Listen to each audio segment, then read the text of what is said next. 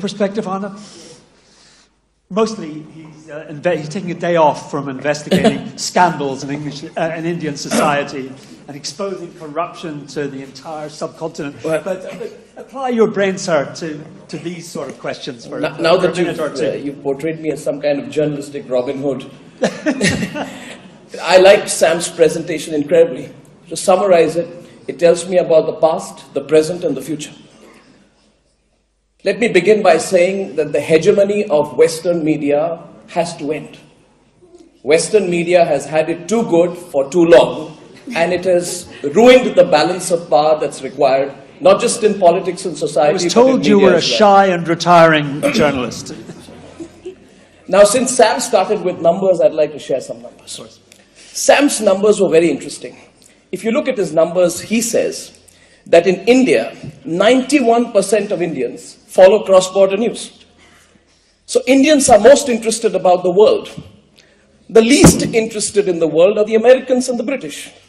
Only 44 to 46% of people follow cross-border news. But US and UK together contribute 74% of the source of global news, whereas all of Asia contributes 3%.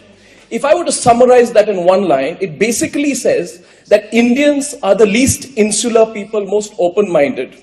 Americans are the most insular people, right? But they have complete dominance over the global narrative in terms of news. I'll share a couple of other numbers with that.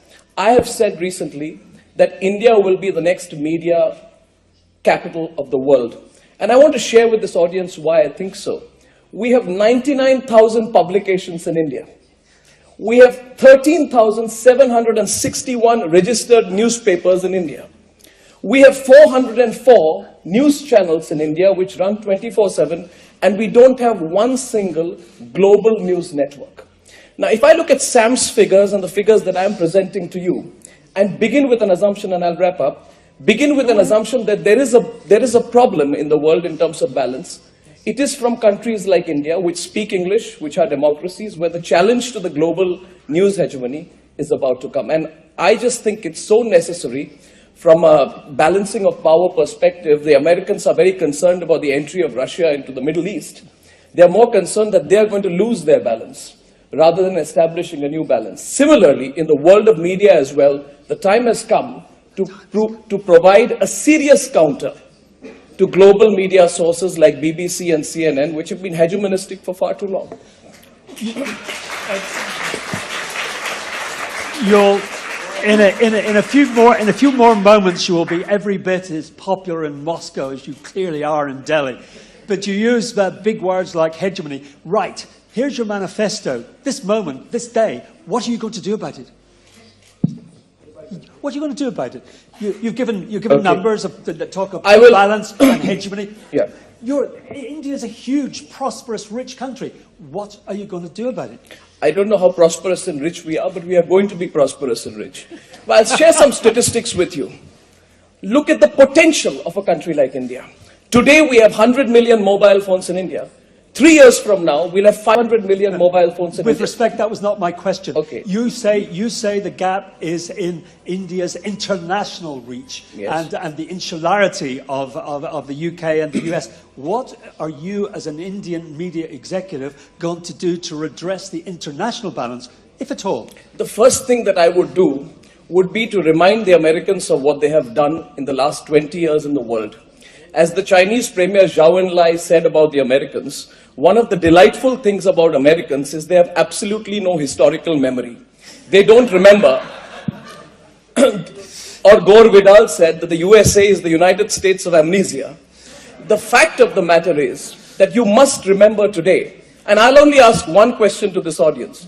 It is 12 years to the day that a theory of the weapons of mass destruction was fed, and, if I may say so, amplified by the Western media. Everyone bought into it. There were cheerleaders. Nobody seriously questioned it. At one point of time, there was an article in the Newsweek magazine which said it doesn't matter if Iraq has weapons of mass destruction, but the fact is they shouldn't get any. So what I'm going to do, in a very succinct reply to your question, is to restore the balance by creating a global media environment that is not located out of Washington, New York, or London. You create that global capital, you'll have a balance of power. 10 years back, you would have never imagined that India would be the software capital of the world. Today, we are the software capital of the world, and I think that's where we are headed. Right. I think you've set out your stall extraordinarily well. As against a backdrop of globalization, you'll get homogenous, globalized news. That's a danger, and it will be boring news. Is there a danger that your vision of the world might lead in that direction? It depends entirely on what you call boring. I find asymmetrical news boring. I find news that emanates only from certain parts of the world boring. Now, so Nigel you agree with John Simpson? Yeah, there's a grotesque selectiveness. I do, and I would like to substantiate it with 3 particular examples. We can go at the 80s, when Ronald Reagan described the Mujahideen as, Rambo-type people who were simply fighting with handheld weapons against a foreign invader. And when he met the Mujahideen, and that was covered, and that is where the ISIS story goes back to. Have people actually looked back and connected the dots? They haven't. The point is, look at the Paris attacks, and let's look at the coverage of the Paris attacks to answer your question. Yes. Here we are. The Paris attacks have generated a lot of global coverage, up to the point where we have talked this morning about a global coalition to fight ISIS and why it cannot happen. You would know that on the 26th of November 2008, in the Mumbai attacks, 165 Indians were killed in 4 locations. In the Paris attacks, it was 1, by 10 terrorists sent from Pakistan, and that was the greatest act of bloodshed which happened. I saw that was covered extensively all around the world. They weren't. Its coverage is also, you've got to look at coverage in terms of whether you cover or you cover with the intensity, passion, and for the length of time that you've covered the Paris attacks. You see, we must be open in this forum. The point that I'm making is the Paris attacks generated universal outrage they should have done. And the scale of the attack has now prompted what is close to an international effort against ISIS. Before there was Paris, when Mumbai was attacked, there weren't as many news outlets in the US or the UK who took up the job, and I'm not talking about coverage, of sanctions against Pakistan. And the reason for that is because the US has been hand in glove with what is happening in Pakistan. I find it very surprising, and maybe people in this audience don't know about this particular story. If I were to tell you that the person who carried out the surveillance was one of the masterminds of the attacks in Mumbai, was an American citizen by the name of David Coleman Headley, who was not just an American citizen, he was an FBI double agent.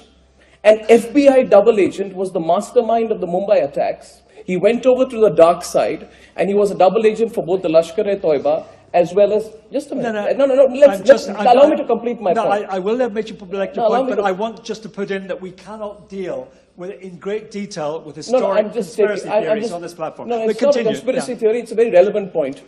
I find it very surprising that only one American investigative journalistic portal called ProPublica did the story of David Coleman Headley. And the reason I'm highlighting it is, please consider, if today it was proven that there was a similar person responsible for the Paris attacks, what kind of coverage would that have got, as opposed to the coverage that this story got? Now we can say, how many American news outlets and British outlets have said, how can you get into a plea bargain with this particular individual? The point I'm making is one simple point. There is, I wouldn't say bias or prejudice, but there has been an asymmetry which perhaps, and I would give the benefit of doubt, stems from the locational prejudices that come in, that when things happen, when they are closer to you, you report it in greater depth. When they happen away from you, you do report it, but not with the same intensity and passion. And I think that is one of the reasons today we need a balance of powers in the media world. Are we not confusing two things? Domestic news services and international news services represented here today. Surely the asymmetry is not the same. There's a problem with domestic news services, I agree, but that is not what we're here to discuss today. To clarify, I am talking about global news sources. I'm not talking about CNN domestic or BBC domestic. I'm talking about their global coverage, and I find a gap between the way they covered Mumbai and the way they covered Paris. Okay. In a sense, Anna, you've already addressed the problem, but maybe at just a greater length. Does that view chime with, if it's a short one? It's a very short one. The point she's making, and I agree with her, that the genuine belief is that it is only in a very diversified media space that you can have a very serious discussion of the causes and the climate that has led to the situation in the Middle East today. And hence, if we are to truly examine what are one of the factors, because domestic public opinion matters everywhere in the world. If there was domestic public opinion, since we cannot separate with respect what domestic channels do from what global channels do, because if the domestic channel is building up a certain sentiment in favor of a war, then inevitably there is less pressure on the government. Hence, we must examine whether the domestic channels also are asking the questions in as forthright a way. And if they don't, then one alternative is for channels like Russia today. Other channels emerging from elsewhere in the world to broadcast right into the USA, so that people there get a different perspective. That's exactly what we're doing, and if you let me continue,